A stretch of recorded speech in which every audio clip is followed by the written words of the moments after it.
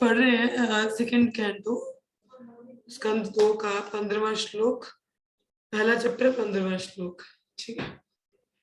अंत काले तु पुरुषा अगते गाता सद्वशा चिंदयत् असंग शस्त्रेण स्पृहं देहेनु ये चतम।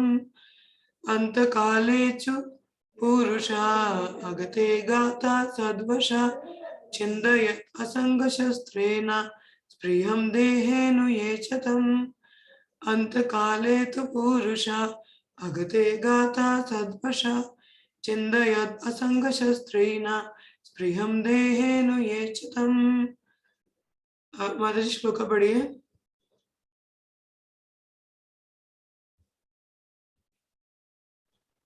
हरे कृष्ण माता जी, मैं पढ़ूं? हरे कृष्ण। अंतकाले तु पुरुषादा अगत्ये गणसाधो वसता चन्त्यादे आसंगाशिशुक्रीना सुपरायाम देहिनो एचतम। नेक्स्ट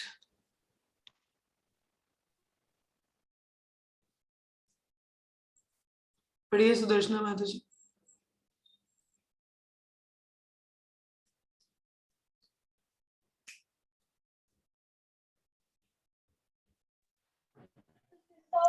हरे कृष्णा माता जी। हरे कृष्ण।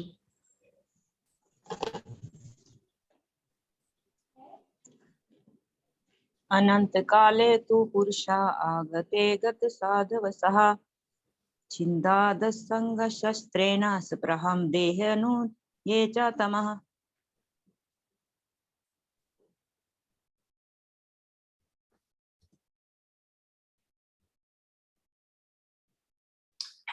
कल हम लोगों ने क्या चर्चा किया था? हम लोगों ने 14वां श्लोक डिस्कस किया था। उसमें देखा था परीक्षित महाराज पूछते हैं सुखदेव गोस्वामी से पहले, कहते ठीक है आपने ये टॉप मोस्ट प्रोसेस मुझे बताया है, क्या ये इतनी पावरफुल है कि मतलब मगर मेरे पास 7 दिन ही है, हाँ तो क्या 7 दिन में ये मेरा उद्धार कर सकती है? इतना उन्होंने पूछा। तो सुखदेव गोस्वामी कहते आप 7 दिन की बात कर रहे हो, ये तो एक मुहूर्त में ये सबका डिलीवरी कर सकता है, जैसे मतलब तार सकता है किसी को। जैसे खटवंग महाराज का उदाहरण दिया, कहते आपके पास तो पूरे 7 दिन है, हाँ तो बहुत ज्यादा is more than enough, sufficient time, इससे भी ज्यादा समय है आपके पास। तो अभी आप क्या करो, आप सभी जितने भी हैं समपारिकम मीन्स नेसेसरी जो भी अरेंजमेंट है वो करिए और अपने जीवन को परफेक्ट करिए, जैसे मैंने बताया श्रवणम कीर्तनम स्मरणम से। ठीक है। आगे संप्रायिकम श्लोक में इस्तेमाल हुआ था, तो उसमें तात्पर्य में एक स्टेटमेंट आती है, हम लोगों ने, एक सेकंड में यहां से पढ़ देती हूँ आपको हिंदी में, ये 14वें श्लोक का ही है। क्या लिखे अंत में, ये अनुष्ठान औपचारिक नहीं है, अभी तो कुछ अनुकूल बातें हैं जिनका पालन करना होता है और जिनका उपदेश आगे दिया गया है।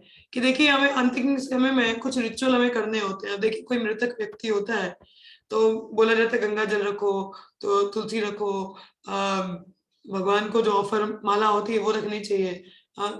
तो ये कोई प्रपात जिसको बताते हैं, ये कोई ऐसी नॉर्मल फॉर्मेलिटीज नहीं है, ये करना चाहिए क्योंकि ये फेवरेबल सिचुएशन बनाती है, एक एटमोसफेयर वैसा बना देता है कि इंसान की चेतना शुद्ध रहती है और भगवान को याद कर सके। तो इस श्लोक में तभी सुखदेव गोस्वामी कहते हैं कि नेसेसरी अरेंजमेंट, नेसेसरी अरेंजमेंट से क्या मतलब है, सप्तम जीवतावधि, क्या आपके पास 7 दिन है, नेसेसरी अरेंजमेंट करो, मतलब कि जो भी चीजें जरूरी है so that you can observe yourself in the process and perfect your life। तो ऐसी चीजें आसपास रखिए जिससे आप इस भक्ति के वक्त पे अपने मन को एक अगर करके भगवान के चिंतन करते हुए अपना जो परम लक्ष्य उसको पा सके। तो इस तरीके से सुखदेव गोस्वामी उनको कहते हैं कि नेसेसरी अरेंजमेंट करो, 7 दिन भी बहुत है। हाँ तो आगे यहाँ पे अब सुखदेव गोस्वामी ने यहाँ पे अभी 14वें श्लोक तक मतलब देखा जाए तो पीछे परीक्षित महाराज ने जितने भी प्रश्न पूछे थे, क्या करना है क्या नहीं करना है, सारे कंक्लूड करके उनको प्रोसेस दे दिया। हाँ कि मतलब देखा जाए तो भागवतम खत्म, हाँ पूरा उन्होंने सब बता ही दिया, टॉप मोस्ट भक्ति प्रोसेस है, इसको करने से ही ऐसा किया जा सकता है। तो मगर सुखदेव गोस्वामी अपने आप को यहाँ पे डॉगमेटिक, डॉगमेटिक का अर्थ होता है कि इस तरीके से प्रस्तुत नहीं करना चाहते कि ठीक है मैंने बोल दिया तुम मान लो, नहीं, मतलब इस तरीके से वो प्रस्तुत नहीं करना चाहते थे कि भक्ति पथ को उन्होंने सर्वोपरि बता दिया। अब देखा जाए तो सुखदेव गोस्वामी ने सीधा ही बोल दिया कि सबसे बड़ी सर्वोपरि प्रोसेस कौन सी है, भक्ति योग, ठीक है, कर्म योग ज्ञान योग इससे कुछ नहीं होने वाला, ठीक है, और करना भी तो श्रवण कीर्तन स्मरण करके कुछ होगा। तो सबसे पहले भक्ति योग को टॉप मोस्ट सुपीरियर प्रायोरिटी बता दिया, सुपीरियर प्रोसेस, बाकी सबको बोला नहीं, बाकी सबको अंत स्टॉप करके कोई भक्ति योग लेगा तो उसी को वो परफेक्शन अटेन कर सकता है। अब यहाँ पे सबने परीक्षित महाराज तो क्योंकि पहले ही पिछले अध्याय के अंत में बोल चुके थे कि सुखदेव गोस्वामी पूरा यकीन है, उनको अपने गुरु की तरह मान चुके थे कि नहीं अब जो कह रहे हो मैं उसको मानूंगा, सही मानूंगा।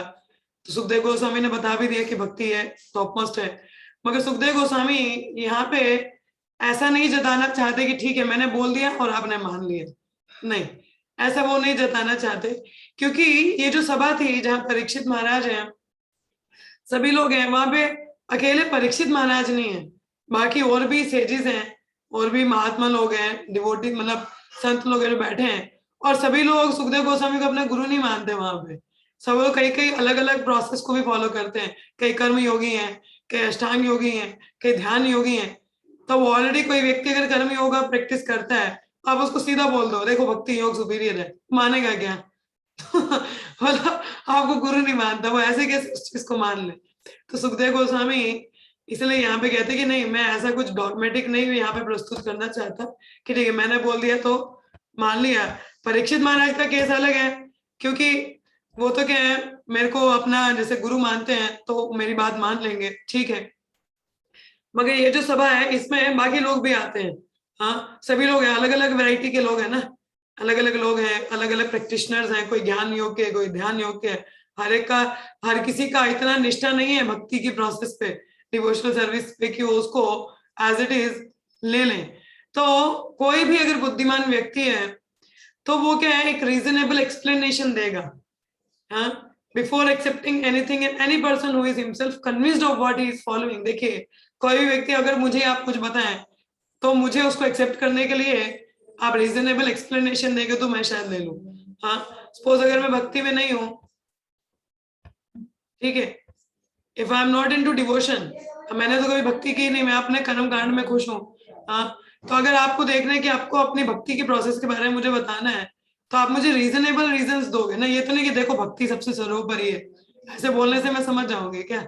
नहीं, क्योंकि मैं ऑलरेडी कर्म कांड में हूँ, मैं ऑलरेडी प्रैक्टिस कर रही हूँ, मैं क्यों भक्ति लूं? उसके लिए मुझे एक प्रॉपर आप रीजंस देंगे कि नहीं देखो इसीलिए मेरे को करनी चाहिए, तब मैं शायद मान भी लूं। हाँ तो ये सुखदेव गोस्वामी यहाँ कहते हैं कि एक बुद्धिमान व्यक्ति वो बताएगा, एक रीजनेबल चीजें बताएगा, सिर्फ ऐसे नहीं बोल देगा कि ऐसा हमको करना चाहिए। और देखिए कोई भी हम प्रोसेस करते हैं, किसी चीज में हमारी कन्विक्शन है तो उसको अगर हमें दूसरे को कन्विंस करना है, एक्सप्लेन करना है, तो हमें उसको प्रॉपर कि मैं क्यों कर रहा हूँ, क्या कर रहा हूँ, ये हमको पता होना चाहिए, ताकि हम सामने वाले को उसको प्रॉपर तरीके से बता सके, हाँ कि क्या चीज है ये क्या नहीं है। तो इसीलिए जो आगे का जो भागवतम है अभी तक देखा जाए तो सुखदेव गोस्वामी पूरा बता चुके हैं, तो मतलब कोई बोला जाए तो Bhagavatam concluded, devotional service is top most, हाँ यही करना है। परंतु सुखदेव गोस्वामी अपने आप में भी, क्योंकि परीक्षित महाराज के भी प्रश्नों के उत्तर हो गए, तो खुद यहाँ पे और ओपन अप हो रहे हैं, चीजों को एक्सप्लेन कर रहे हैं, और परीक्षित महाराज यहाँ पे उनको फैसिलिटेट कर रहे हैं कि सुखदेव गोस्वामी और खुल के इसको एक सिस्टमिक शास्त्रिक तरीके से शास्त्रों के अनुसार अपनी स्टेटमेंट्स को सपोर्ट करके उसको स्थापित कर सके कि क्यों भक्ति सर्वोपरि है, कैसे करना चाहिए। तो अभी जो Sukhdev Goswami, you know what Sukhdev Goswami is going to do is, even though he is already established, उन्होंने ऑलरेडी बता दिया कि भक्ति सर्वोपरि है, अल्टीमेट प्रोसेस है, बस स्टिल अभी क्या करेंगे, अभी डिफरेंट ओपिनियंस जो डिफरेंट प्रोसेसेस है उनके साथ कंपेयर करेंगे और फिर भक्ति को इस्टेब्लिश करेंगे। हाँ ये जो आगे हम लोग पूरा भागवतम सुनेंगे, सुखदेव गोस्वामी वही चीज उसको ज्यादा रीजन दे के एक्सप्लेन करेंगे कि क्यों, हाँ क्यों हमको यही करना चाहिए। क्योंकि देखो परीक्षित महाराज का सवाल क्या था, उन्होंने क्या पूछा था कि क्या चीज उत्तम है एक व्यक्ति के लिए, स्पेशली जो व्यक्ति मृत्यु के ढेर पे है, मरने वाला है, उसको लोग क्या करना चाहिए, हाँ सब what is the best thing to do. हाँ तो अब देखिए हर एक व्यक्ति का अलग अलग ओपिनियन हो सकता है, ठीक है। अष्टांग योगी बोल सकते हैं अष्टांग योगा करो, आपको इम्पर्सनल लिबरेशन मिल जाएगा, हाँ भगवान ब्रह्म में मर्ज हो जाओगे। हाँ कर्म योगी बोलेगा नहीं कर्म करो मुक्ति मिलेगा। हाँ ज्ञान योगी बोलेगा नहीं ज्ञान वाला करो। तो मतलब अलग अलग सेक्ट के लोग अलग अलग अपना धारणाएं देंगे ना एक मृतक व्यक्ति के लिए कि उसको ये करना चाहिए। हाँ तो सुखदेव गोस्वामी अभी बताएंगे कि भक्ति किस तरीके से सुपीरियर है, ये जो दूसरे ओपिनियन अगर आ सकते हैं जैसे अष्टांग योग कर्म योग ध्यान योग, इससे सर्वोपरि कैसे है, ठीक है। तो यहाँ पे now he will explain now how bhakti is the topmost sadhana and prema is the topmost साध्य, कि क्या भक्ति सर्वोपरि साधना है और जो प्रेम है वो साध्य है उसको पाने का। देखिए भक्ति को पाने का इसलिए डिवोशनल सर्विस ना हमारी साध्य क्या है, हाँ ऑब्जेक्ट क्या है भक्ति, साध्य क्या है मतलब साध्य बोले साधना और साध्य तो प्रेम, प्रेम हम पाना है ना हमको भक्ति से साधना भक्ति से प्रेम तक पहुंचना है। तो इसको एस्टेब्लिश करने के लिए अभी सुखदेव गोस्वामी आगे की सारी चीजें हमको बताएंगे, ठीक है। तो इसको स्थापित करने के लिए सुखदेव गोस्वामी अभी आगे कई जो भक्ति के मुक्ति के पथ हैं उनके बारे में चर्चा करेंगे, जैसे अष्टांग योग सांख्य योग, और 5-6 बार तो उन्होंने सिर्फ यूनिवर्सल फॉर्म ये जो भगवान का विराट रूप आता है इसके बारे में चर्चा वो बताएंगे। हाँ तो ये अभी तक इतना रहा कि अभी क्यों आगे क्या बताना है भागवतम में, ऑलमोस्ट सारी चीजें तो बता दी, अब आगे क्या बताने को रह गया।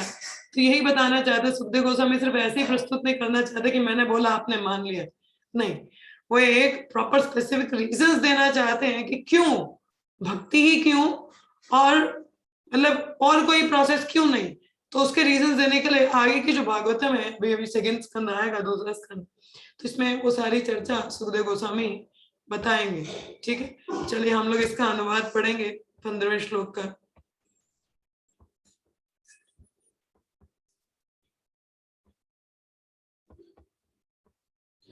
मनुष्य को चाहिए कि जीवन के अंत काल में मृत्यु से तनिक भी भयभीत ना हो, अपितु वह भौतिक शरीर से तथा उससे संबंधित सारी वस्तुओं एवं उससे संबंधित समस्त इच्छाओं से अपनी आसक्ति तोड़ ले।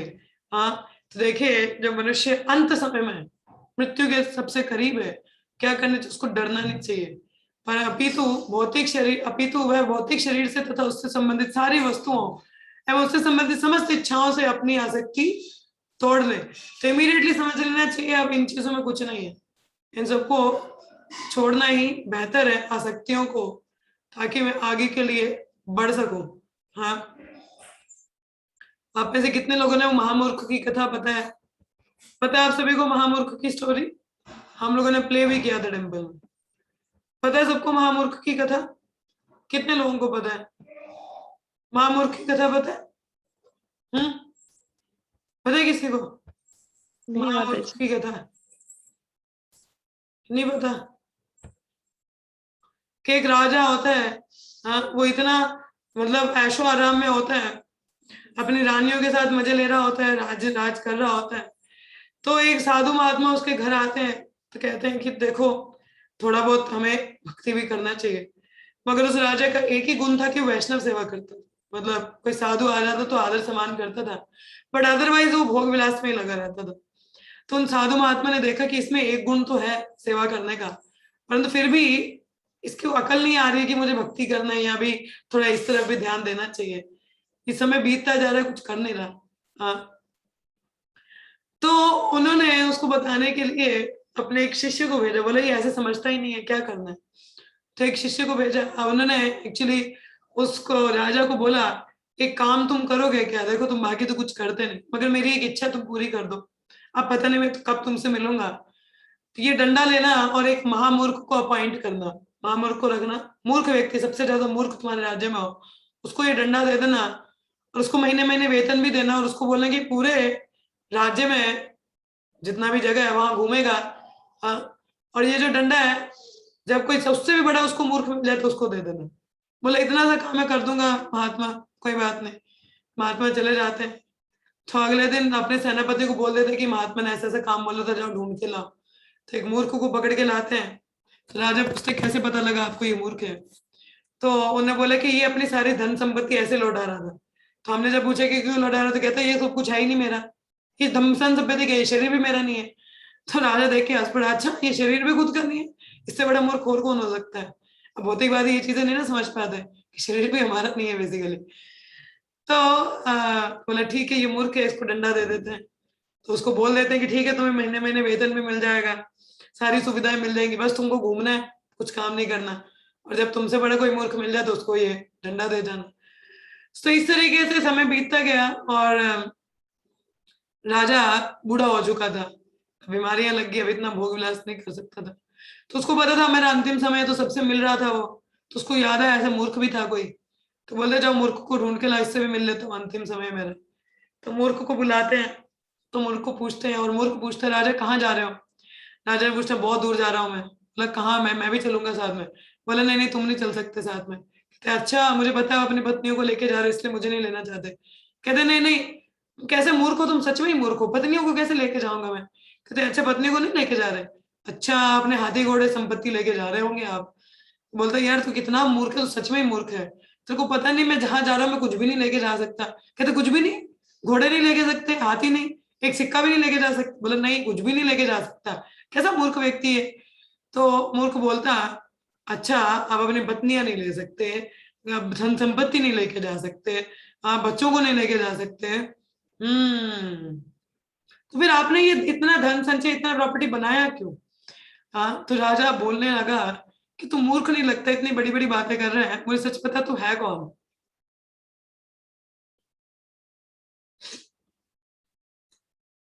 सॉरी। तो राजा उसको मूर्ख को कहता है कि तू है कौन। तो मूर्ख कहता है मैं उस महात्मा का शिष्य हूँ, आपको अकल दिलाने के लिए कि कुछ भी साथ में नहीं लेके जा सकते, ये सारा खेल रचा गया है। तो बोले कि तुमने अपना पूरा जीवन मेरे को सुधारने के लिए दिया। हाँ तो राजा समझ पाता है कि अंत में हम कुछ भी साथ में नहीं लेके जा सकते, तो इसलिए जो भौतिक पोजेशन हम लोग इकट्ठे करते हैं इनके प्रति आसक्त नहीं होना चाहिए। तो यहाँ पे सुखदेव गोस्वामी वही कह रहे हैं कि जो व्यक्ति मृत्यु के ढेर पे है उसको इन सब चीजों से इतना आसक्त नहीं रहना चाहिए। आपको पता है भरत महाराज आत्म साक्षात्कार के पद पे और वृद्धि अध्यात्म पे बढ़ने के लिए एकदम एक क्षण में अपना पूरा घर परिवार बीवी बच्चे इस तरीके से छोड़ दिया जैसे कोई मल त्यागता है और उसको दोबारा पीछे मुड़ के देखता भी नहीं। इस तरीके से भरत महाराज छोड़ के चले गए, मतलब इमीडिएट डिटैचमेंट। हाँ जैसे एक मल को हम त्यागते हैं उसको दोबारा देखते भी नहीं, उसी प्रकार से भरत महाराज छोड़ के चले जाते हैं, इतना डिटैचमेंट कि नहीं वृद्धि करना है। तो उसी प्रकार यहाँ सुखदेव गोस्वामी कह रहे हैं इस संसार में आसक्ति सही नहीं है। तात्पर्य में प्रपात बताते हैं स्थूल भौतिकतावाद की मूर्खता यह है कि लोग इस संसार में स्थायी रूप से रहने की व्यवस्था करना चाहते हैं, जबकि ये निश्चयता तथ्य है कि मनुष्य को बहुमूल्य मानवीय शक्ति से सृजित प्रत्येक वस्तु को यही छोड़ना पड़ेगा, कुछ भी साथ नहीं लेके जा सकते। वशिष्ठ का प्रभु से give it up before it was taken forcibly. Vashishtha का प्रभु श्रील प्रभुपाद के शिष्य हैं, कहते हैं वस्तुओं को पहले ही गिव अप कर दो कि फोर्सिबली आपसे छीनी जाए, लेकिन मृत्यु के समय तो हमसे छीना ही जाएगा ना, क्या लेके जा सकते हो। तो बोले उससे पहले ही त्याग करो, त्याग मतलब भगवान की सेवा में लगा दो, अपने इंद्र तृप्ति में ना लगो। हाँ इस तरीके से कहते हैं। और प्रपात ये भी कहते हैं don't try to make adjustment in material world, भौतिक जगत में एडजस्ट होने का प्रयास मत करो, जेंटलमैन बनो और it is not a fit place for gentleman. हाँ ये जगह सही नहीं है एक सभ्य व्यक्ति के लिए, तो यहाँ से निकलने का प्रयास करना चाहिए, नहीं पोजीशन इकट्ठी करने। देखिए अगर आपको ट्रेन पकड़नी हो और वो ट्रेन स्टेशन में सिर्फ 2 मिनट रुकती है, मगर आपके पास सामान बहुत ज्यादा है, घर परिवार वाले भी हैं, क्या करोगे, पहले घर वालों को चढ़ाओगे, सामान को चढ़ाओगे या खुद चढ़ोगे। मुश्किल है ना, दिक्कत है। कम पोजीशन है तो आराम से चढ़ गए। उसी प्रकार से जब धाम जाना है तो जितनी ज्यादा कम पोजीशंस होंगे उतना ही आसान रहेगा, है ना। नहीं तो ज्यादा अगर इकट्ठे कर लोगे आसक्तियां, छोड़ना मुश्किल है। तो बड़े बड़े राजनीतिज्ञ, विज्ञानी, दार्शनिक इत्यादि आत्मा की कोई जानकारी न होने के कारण मूर्ख हैं, और वे सोचते हैं कि कुछ वर्षों का या जीवन ही सब कुछ और मृत्यु के बाद कुछ भी नहीं है। सब लोग मूर्ख लोग हैं, समझते हैं कि यही जो जीवन है 4 दिन की चांदनी, इसके बाद क्या किसने देखा है, मजे मार लेने चाहिए। हाँ तो संसार के विदम्न मंडल में भी इस तरह का अल्प ज्ञान मानवीय शक्ति के प्राणत्व का हनन कर रहा है और इसके भयावह परिणाम देखने को मिल रहे हैं। इतने पर भी मूर्ख भौतिकतावादी लोग इसकी परवाह नहीं करते कि अगले जीवन में क्या होने जा रहा है।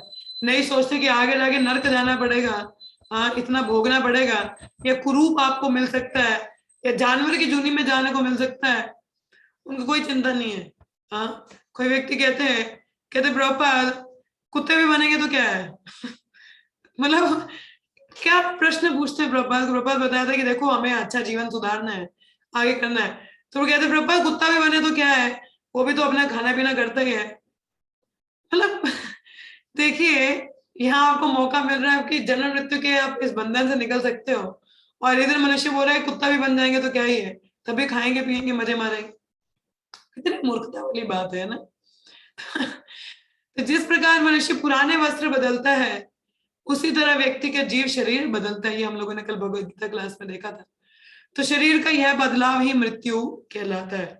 ठीक है, तो शरीर का एक, जब आत्मा एक शरीर छोड़ के दूसरे में जाती है इसको मृत्यु कह देते हैं हम लोग, मगर आत्मा मरती है क्या? नहीं। अतः वर्तमान जीवन अवधि आयु के अंत में शरीर की मृत्यु परिवर्तन की प्रक्रिया है। देखिए जो जन्म है शरीर त्यागना भी संभव है। ठीक है, बुद्धिमान मनुष्य को इसके लिए तैयार रहना चाहिए और अगले जीवन में सर्वोत्तम प्रकार का शरीर पाने के लिए प्रयास करना चाहिए।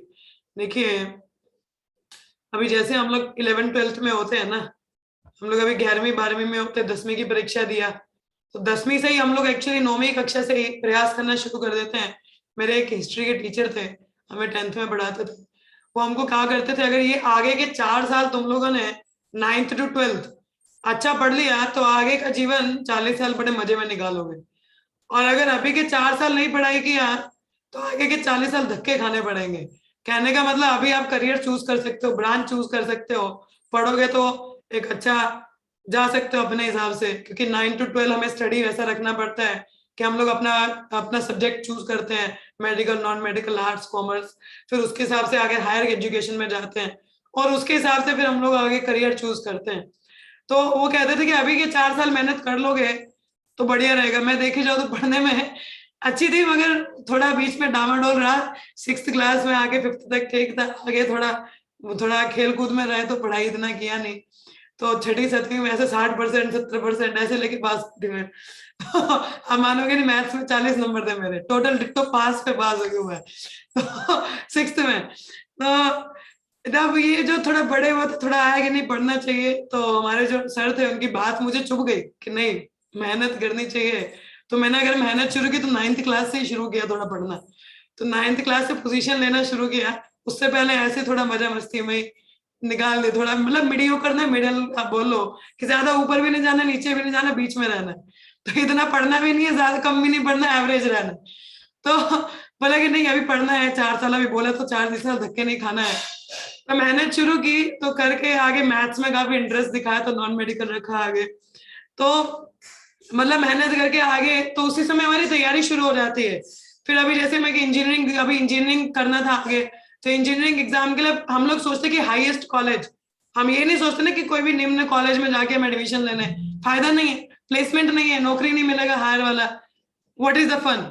हाँ, तो हम 11वीं 12वीं से तैयारी शुरू हो जाती है कि नहीं अब जिसको आईएएस बनना है ना वो 9th से ही शुरू कर देगा अपना आईएएस का स्टडी करना, अपना जितना भी है, क्योंकि उसको पता है आगे तैयारी करनी है। तो उसी प्रकार से हम लोग भी अपने इंजीनियरिंग का जैसे IIA JEE मेंस के एग्जाम हम पहले से शुरू कर देते हैं, तो उस हिसाब से अपना तैयारी रहता है कि ताकि आगे के लिए ड्रॉप ना करना पड़े, नहीं तो 1 साल वेस्ट जाएगा। हाँ, मनुष्य जीवन में ड्रॉप का सिस्टम नहीं है, 1 साल ड्रॉप तो पता नहीं कितनी दुनिया चली जाएंगी, तो मतलब एक जीवन व्यर्थ किया तो अनेक जीवन व्यर्थ हो जाएंगे। हाँ, तो वो 1 साल ड्रॉप वाला हमारे मनुष्य जीवन में नहीं एप्लीकेबल है। मेहनत ये है कि जैसे हम लोग अपना आगे का करियर चूज करने के लिए आगे धक्के ना खाने पड़े, पहले से तैयारी करते हैं उसी हिसाब से, ताकि फ्यूचर ब्राइट हो। देखो अच्छा एजुकेशन है, अच्छी कॉलेज में admission, IIT top class, even medical field में भी अगर एम्स जैसा बड़ा अच्छा कॉलेज जीए में एडमिशन मिलता है, ऑल द मतलब all very good, future set है, लाइफ झिंगा लाला। हाँ, बिकॉज सब कुछ मस्त है ना, कॉलेज बेस्ट है, आगे सब कुछ करियर बेस्ट है, मतलब अच्छा ही चलेगा आगे का। हम लोग अभी से सोचते हैं मटेरियल वर्ल्ड में भी थिंक अबाउट अवर फ्यूचर कि अभी उसकी तैयारी हम अभी से करते हैं, तो मनुष्य जीवन इज द सेम वे। हम लोग अपने फ्यूचर का क्यों नहीं सोचते, आगे कहाँ जाना है? तो सर्वोपरि ध्येय हमको मिल सके उसकी तैयारी अभी से करनी चाहिए। यहाँ पे ड्रॉप करने का सिस्टम नहीं है। 1 साल ड्रॉप किया मतलब 1 जूनी व्यर्थ की तो मतलब 84 लाख का साइकिल भोगना पड़ जाएगा, उसके बाद कहीं ह्यूमन फॉर्म मिलेगा। It's too much. अगर सोचने पे आए तो बहुत ज्यादा है ये, इतना मतलब मटेरियल लाइफ में ठीक है 1 साल ड्रॉप करके आप चल लेगा, मगर भौतिक जगत में एक जीवन को व्यर्थ करना मतलब 84 लाख का साइकिल घूमने के बाद में you will be might be getting human form. तभी कहते हैं ना मनुष्य जीवन बहुत दुर्लभ है, उसके बाद जाके कहीं मिलेगा। ओ Krishna, so much one has to suffer. क्यों? तो इसीलिए बुद्धिमत्ता इसी में है कि अभी से तैयारी करो कि आगे का क्या है, बेस्ट सर्वोत्तम प्रकार का शरीर मिले। मतलब आध्यात्मिक अगर ध्यान मिल गया, टॉप क्लास आईआईटी कॉलेज मिल गया आपको, हाँ तो आईआईटी कॉलेज मिलने का मतलब गोलोक धाम, तो टॉप क्लास, तो हमें वहां जाना है, छोटा मोटा प्राइवेट में नहीं जाना, ठीक है। So that we have to prepare from now here, अभी से तैयारी करनी चाहिए। तो उन लोगों को कहते हैं कि यह उन लोगों को मिलता है जो भगवत धाम जाते हैं या ब्रह्म के क्षेत्र में प्रवेश करते हैं। तो उच्चतम प्रकार का शरीर कौन सा है? अध्यात्म, आध्यात्मिक शरीर, हाँ भौतिक शरीर नहीं। तो ये किसको मिलेगा? जैसे टॉप क्लास आईआईटी कॉलेज किसको मिलेगा? जो टॉप क्लास स्कोरर है, फर्स्ट रैंक है, सेकंड रैंक। उसी प्रकार से भक्ति में गोलोक धाम कौन जा पाएगा? जो उच्चतम स्तर का भक्त है। हाँ भगवत धाम के लिए भक्ति वैसा करना पड़ेगा, then only we can get the admission into Goloka university. हाँ अदरवाइज गोलोक यूनिवर्सिटी में एडमिशन नहीं मिलेगा। तो otherwise we have to go to Swargalok, ये प्राइवेट इंस्टीट्यूशन में एडमिशन मिल जाएगा, स्वर्गलोक, ब्रह्मलोक, और अदरवाइज गली का कॉलेज, धरती लोक। सो इधर एडमिशन नहीं चाहिए हमको, गोलोक में चाहिए ना। तो वी हैव टू प्रिपेयर, उस तरीके का तैयारी भी रखना है। तो इस स्कंद के 2वें अध्याय में इस विषय की विशद व्याख्या की जाएगी। लेकिन जहां तक शरीर परिवर्तन की बात है, मनुष्य को चाहिए कि अभी से अगले जीवन की तैयारी करे। आई समझ में? अभी देखो, हमें अगर अपना करियर का आगे क्या करना है, 9th स्टैंडर्ड से पढ़ना शुरू कर देते हैं कि नहीं पढ़ना है, आगे करियर अच्छा, कॉलेज अच्छा होना चाहिए। तो सिमिलरली जो बुद्धिमान है वो पहले से शुरू कर देते हैं ना तैयारी। कई लोग होते हैं अंत में जाके भी साल ड्रॉप करके तो फिर तैयारी करते हैं, नो। हाँ वो लोग फिर स्ट्रगल करते हैं, स्ट्रगल फॉर एग्जिस्टेंस। सिमिलर जैसे हम लोग स्ट्रगल कर रहे हैं भौतिक जगत में, शुरुआत से शुरू किया नहीं ना। हाँ प्रहलाद महाराज ने क्या बोला, if you want an admission into Goloka, Golok university में एडमिशन चाहिए तो 5 वर्ष की आयु से भक्ति शुरू करो। क्या बोला? Start from the very beginning, at the age of 5, कुमार अवस्था, 5 वर्ष से। हम लोग कितना डिले है, 18-19 साल वेस्ट करके मैंने शुरू किया। आप लोगों का पता नहीं, मे भी आप लोगों ने शायद जल्दी शुरू किया, तो मेरा भी 18-19 साल वेस्ट किया ना, मतलब ऑलरेडी डिलेड, हाँ ऑलरेडी लेट है। तो उस लेट में भी सीरियसनेस नहीं है, तो फिर कहाँ गोलोक यूनिवर्सिटी में एडमिशन मिलेगा अपने को? बहुत दिक्कत है। भक्ति वेदांत कॉलेज में भी एडमिशन हो गया अपना, तो थोड़ा उम्मीद जत है, और ग्रेट होप, हाँ आशा, सम आशा इज देयर कि नहीं, थोड़ी उम्मीद बद रही है कि शायद कुछ मिल जाए हम लोगों को। नहीं तो नहीं। देखिए जो भागवतम है ना, basically Bhagavatam is for Paramahamsa, is called Paramahamsa Samhita. जो भागवतम है परमहंसा संहिता है, मतलब ये परमहंसों के लिए। परमहंस मतलब अगर ये वैसे ही है, मगर उसके बावजूद भी हम लोगों को पढ़ने का मौका मिल रहा है। अगर हमको नहीं मिलता तो हमारे लिए तो कोई उम्मीद ही नहीं है। मतलब इस कॉलेज में आके हमको टॉप क्लास एजुकेशन मिल रहा है, ये तो कॉजलेस आयतु की कृपा है, प्रभुपाद की, चैतन्य महाप्रभु की, कि हम इतने गिरे हुए स्टूडेंट है, इतने डिग्रेडेड है, हमें तो किसी गली के कॉलेज में भी एडमिशन नहीं मिल सकता, still we get the admission into Bhakti Vedanta college. हाँ कि इस्कॉन यूनिवर्सिटी में एडमिशन मिल चुका है अंडर द भक्ति वेदांत कॉलेज, कि यहाँ पे हमको परमहंस संहिता टॉप क्लास एजुकेशन मिल रहा है। ब्रह्म संहिता जो कि परमहंसों का है, हम परमहंस की कैटेगरी में आते हैं क्या? उनके क्या बोलते हैं, धूली के समान भी नहीं है हम लोग। हाँ हमको एडमिशन यहाँ पे मिल रहा है, पढ़ने को मिल रहा है। So we should take advantage. ठीक है, इसका भी हम इस्तेमाल ना कर सके तो वेयर वी विल गो, कुछ उम्मीद नहीं है। देखो हमें इतना मौका मिल रहा है, वी शुड टेक एडवांटेज है। तो क्या बोला है, तो मनुष्य को चाहिए कि अगले जीवन की तैयारी करे। मूर्ख लोग वर्तमान नश्वर जीवन को अधिक महत्व देते हैं और इस पर मूर्ख नेता शरीर तथा शारीरिक संबंधों पर बल देते हैं कि शारीरिक संबंध, हाँ मेरे रिश्तेदार, मैं और मेरा, इसी में लगे रहेंगे। ये शारीरिक संबंध शरीर तक ही सीमित नहीं होते, अपितु परिजनों, पत्नी, बच्चों, समाज, देश तथा अन्य अनेक बातों पर विस्तृत होते हैं।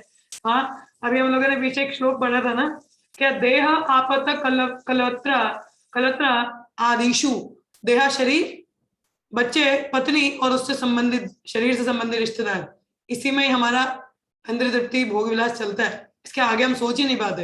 तो क्या बोला, ये सब मृत्यु के साथ खत्म हो जाएंगे। मृत्यु के पश्चात मनुष्य वर्तमान शारीरिक संबंधों को भूल जाता है। मृत्यु हो गई, क्या संबंध है किसी, तू कौन मैं कौन, सब भूल गए। हाँ, हमें इस प्रकार का थोड़ा अनुभव रात को सोते समय होता है। सोते समय हम इस शरीर को तथा सारे शारीरिक संबंधों को भूल जाते हैं। अब देखो, हम सपने में होते, नींद में होते, हम भूल जाते हैं कि हमारे भी कोई है इधर। हम सपने में किसी और ही दुनिया में होते कि नहीं होते। तो यद्यपि यह विस्मृति कुछ घंटों की क्षणिक अवस्था ही होती है, कुछ घंटों के लिए होता है।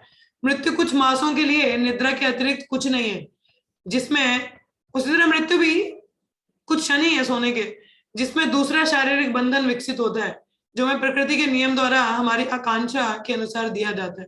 तो अगला शरीर जैसे आपके चेतना वैसा मिल जाएगा। हाँ, अतः मनुष्य को इस वर्तमान शरीर की अवधि में अपनी आकांक्षा को परिवर्तन करना होता है, मतलब अपनी चेतना को शुद्ध करना है। इसके लिए इस मनुष्य जीवन में प्रशिक्षण की आवश्यकता है। Training, we need training. हाँ, यह प्रशिक्षण जीवन की किसी भी अवस्था में, यहाँ तक कि मृत्यु की कुछ क्षण पूर्व भी चालू किया जा सकता है, किंतु इसकी सामान्य विधि यह है कि यह प्रशिक्षण जीवन के प्रारंभ से ब्रह्मचार्य अवस्था से शुरू किया जाए और धीरे धीरे गृहस्थ वानप्रस्थ संन्यास आश्रमों को की दिशा में इसमें प्रगति की जाए।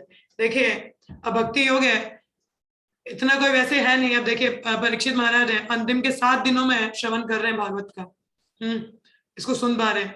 तो ऐसा नहीं, वो तो खैर आया, ऑब्वियसली इज अ महापुरुष है, भक्त है, टॉप क्लास, मगर अंतिम के क्षणों में इसको श्रवण कर रहे हैं। तो उसी तरीके से जैसे बोलते पढ़ाई की उम्र नहीं है।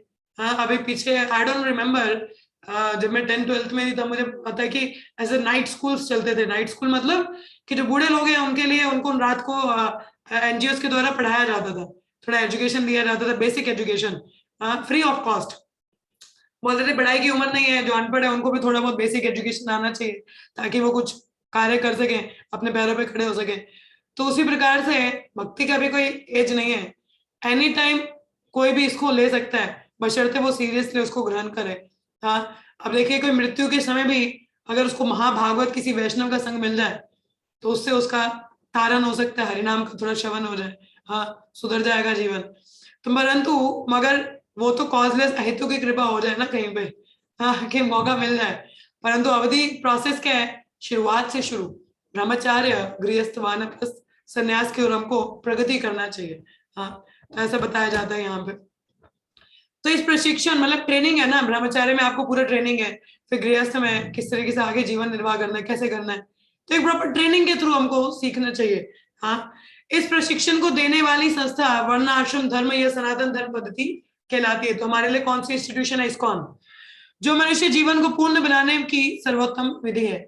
अतएव ये आवश्यक है कि जो मनुष्य अधिक से अधिक 50 वर्ष की आयु प्राप्त कर ले तो वह पारिवारिक, सामाजिक या राजनीतिक जीवन से अपना नाता तोड़ ले, रिटायरमेंट, और उसे वानप्रस्थ तथा संन्यास आश्रम का प्रशिक्षण अगले जीवन की तैयारी के लिए दिया जाए, आगे के लिए बढ़ना चाहिए। लेकिन सामान्य जनता के नेता के रूप में मूर्ख भौतिकवादी लोग पारिवारिक मामलों में संबंध विच्छेद ना करके उन्हीं के प्रति आसक्त रहते हैं। कुछ कुछ कु, मेरा छोटा सा सोनू, हाँ, मेरा छोटा सा पोतू, हाँ, पोता पोती, इसी में लगे रहते हैं और अंत में ऐसी चेतना में शरीर छोड़ देते हैं, कुछ नहीं होता। तो ऐसा नहीं करना है हमें, रिस्पॉन्सिबिलिटीज को फिनिश करके फिनिश द बिजनेस, हाँ, गो हेड। इस प्रकार वे प्रकृति के नियम के शिकार बनते हैं और अपने कर्म के अनुसार पुनः स्थूल शरीर प्राप्त करते हैं। ऐसे मूर्ख नेताओं को जीवन के दोबारा स्थूल शरीर में लगा, यही भौतिकवादी, ऐसे मूर्ख नेताओं को जीवन के अंतिम समय लोगों से कुछ सम्मान प्राप्त हो सकता है, लेकिन इसका अर्थ यह तो नहीं होता कि वे इन प्राकृतिक नियमों से अछूते रहेंगे। अब ऐसे जो नेता है, चाहे मे भी उनकी स्टैचू बन जाए, क्या फायदा स्टैचू का, हाँ, चिड़िया आगे बिठ करेगी ऊपर, मतलब मल त्यागती है अपना, हाँ, उसे आपको कुछ आगे कोई मिला तो है नहीं, क्या फायदा उस चीज का। इस तरह वे परिवार, समाज, देश इत्यादि की आसक्ति को भगवान की भक्तिमय सेवा में स्थानांतरित कर दें। यहाँ पर यह बताया गया है कि मनुष्य को पारिवारिक आसक्ति की सारी इच्छाएं त्याग देनी चाहिए। मनुष्य को चाहिए कि वह श्रेष्ठतर इच्छाओं को अवसर दे, अन्यथा ऐसी कुत्सित इच्छाओं का परित्याग करने का अवसर नहीं आएगा। तो क्या है, हमें अपने अध्यात्म की ओर बढ़ना चाहिए। इच्छा तो जीव के साथ जुड़ी है। अब डिजायर है, आप डिजायरलेस हो नहीं सकते। बड़ी इच्छा है हमारे पास, मगर उन इच्छाओं को हमें आध्यात्मिक बनाना है। क्योंकि जीव शाश्वत है, अतएव जीव की इच्छाएं भी जो उसके लिए स्वाभाविक हैं शाश्वत हैं। अतएव मनुष्य इच्छा करना छोड़ नहीं सकता, किंतु इच्छाओं की विषय वस्तु को बदला जा सकते। देखो, इच्छाएं हम छोड़ नहीं सकते, मगर जो इच्छाओं का ऑब्जेक्ट है उसको हम चेंज कर सकते हैं। ठीक है, जैसे बोला था, आपको उदाहरण दिया था पहले भी, जैसे मुझे गाने सुनने की बड़ी इच्छा होती है, डिजायर है, कंटेंट चेंज हो गया ना। अब कीर्तन सुनते हैं, हमें भी सुनने की इच्छा है, मगर अब कीर्तन सुनते कंटेंट चेंज हो गया। उसी प्रकार से विषय वस्तु हम चेंज कर सकते हैं, इच्छाएं सेम ही रह सकती हैं। खाने की इच्छा सबको है, हाँ खाना पसंद है, भगवान को भोग लगा के खाओ, बेस्ट। तो इस तरह मनुष्य को भगवत धाम वापस जाने की इच्छा विकसित करनी चाहिए। इससे भक्ति के विकास के अनुपात के अनुसार भौतिक लाभ, भौतिक सम्मान तथा भौतिक लोकप्रियता की इच्छाएं स्वतः कम होंगी। जीव तो सेवा कार्यों के निमित्त ही है और उसकी इच्छाएं इसी सेवा मनोवृत्ति के चारों ओर केंद्रित रहती हैं। राज्य के सर्वोच्च प्रशासक से लेकर सड़क के नगण्य भिखारी तक सभी लोग दूसरों को कोई न कोई सेवा कर रहे हैं। ऐसी सेवा मनोवृत्ति को पूर्णतः सभी प्राप्त होती है। जब सेवा की इच्छा को पदार्थ से आत्मा या शैतान से ईश्वर में स्थानांतरित कर दिया जाए।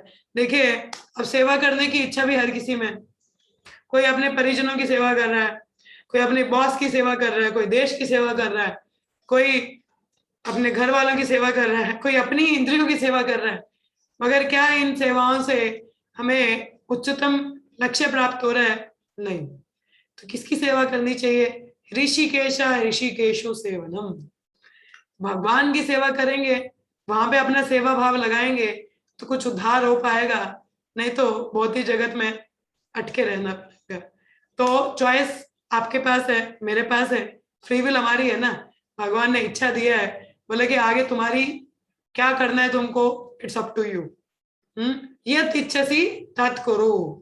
ज्ञान देना अपना कर्तव्य है। भागवत बता दिया, सुखदेव गोस्वामी बता रहे हैं, अब क्या करना है आप पे निर्भर करता है। यत इच्छसी तत् करो, जैसा आपको ठीक लग रहा है वैसा करो। हाँ, भौतिक जगत में भटके रहना है, तैयारी मत करो फिर। हाँ, आगे नर्क भोगो, अलग अलग जूनिया भोगो, all the best. But if you want to progress then prepare from now. अभी से हमको तैयारी करनी चाहिए। ठीक है, हम सॉरी, इसके आगे हम लोग श्लोका नहीं पढ़ेंगे, वो कल या परसों हम लोग चर्चा करेंगे। आज यहीं पे विराम लेंगे।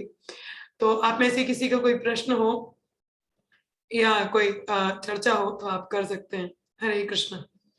हाँ जी, किसी को कुछ कहना है यहाँ पे? एनी क्वेश्चंस और कमेंट्स? प्रणाम। जी माता जी। माता जी जैसे बोलते हैं ना कि एक इच्छा भी अगर हृदय में हो तो भगवान धाम नहीं जा पाती है। तो एक इच्छा बिल्कुल बिल्कुल ही सारी इच्छाएं खत्म हो जाए मरते दम तक। अन्य अभिलाषिता शून्यम। अन्य अभिलाषिता शून्यम, और कोई इच्छा नहीं होनी चाहिए, भौतिक इच्छा नहीं होनी चाहिए। आध्यात्मिक इच्छा चलेगी मगर भौतिक इच्छा नहीं। No more material desire. अन्य अभिलाषिता शून्यम तक हमको पहुंचना है। भगवान, अच्छा भगवान की कोई भी इच्छा रख सकते हैं। हाँ, आध्यात्मिक इच्छा चलेगा कि मुझे भक्ति में, अच्छा मुझे ये श्लोक भी पढ़ने हैं, मुझे भागवतम पढ़ना है, या मुझे कीर्तन सीखना है, वो इच्छाएं अच्छी हैं, इट्स गुड, क्योंकि वो आपको भगवान के करीब लेके जाएंगे। मगर अन्य अभिलाषिता शून्य मतलब कोई भौतिक इच्छा नहीं होनी चाहिए। ठीक है जी। ठीक है मैम, ओके। और कोई प्रश्न है किसी का यहाँ पे? हाँ जी। तो सबको गोलोक यूनिवर्सिटी में एडमिशन चाहिए, तो अभी से तैयारी करनी पड़ेगी, है ना, टॉप क्लास फर्स्ट आने के लिए। कोई प्रश्न है किसी का? नहीं है? चले नहीं है तो फिर हम यहाँ पे विराम लेंगे। और कल शायद मैं भागवतम क्लास ना ले पाऊँ, तो I am sorry for that. तो आपको खैर अनाउंस मैं कर दूंगी, अभी तक डिसाइडेड तो नहीं है, बट लेट मी सी। तो अगर शायद ना ही ले पाऊँ मैं वैसे, बट अगर होगा तो ग्रुप में मैसेज आ जाएगा, आपको पता चल जाएगा। ठीक है, चलिए फिर हम लोग यहीं पे विराम लेंगे। तो 3 बार हरे कृष्ण महामंत्र का उच्चारण करेंगे। हरे कृष्णा कृष्ण कृष्ण हरे हरे, हरे राम राम राम हरे हरे, हरे कृष्णा कृष्ण कृष्ण हरे हरे, हरे राम राम राम हरे हरे, हरे कृष्णा कृष्ण कृष्ण हरे हरे, हरे राम राम राम हरे हरे। ग्रंथराज श्रीमद् भागवतम की जय, श्री प्रभुपाद की जय, सभी भक्तों की जय, ऑल द समबडीज की जय। Thank you so much. आज तो इवनिंग में क्लास नहीं है वैसे कोई भी, और मे बी कृष्णा बुक भी मैं ना पढ़ पाऊँ, तो आप लोग खुद ही करिएगा जो करना है, ठीक है। तो कल होपफुली कल मिलेंगे आपसे, कल नहीं तो मंडे को मिलेंगे, ठीक है। चलिए फिर, हरे कृष्ण, धन्यवाद। और आज एकादशी है तो ज्यादा से ज्यादा जप करिए, हियरिंग रीडिंग करिए, सो अपने आप को ऑब्जर्व करना चाहिए। फास्टिंग का मतलब कोई कर्म कांड नहीं है, फास्टिंग हम इसलिए करते हैं कि ज्यादा से ज्यादा समय हम अपने भक्ति के लिए निकाल सके, नहीं तो ज्यादा समय खाना बनाने में इसमें चीजों में निकल जाता है। बट व्रत होता है कि भगवान के में हम ज्यादा से ज्यादा समय निकाल के लगा सके, ठीक है। तो आज कीर्तन करिए, जप करिए, ठीक है। हरे कृष्ण एवरीवन।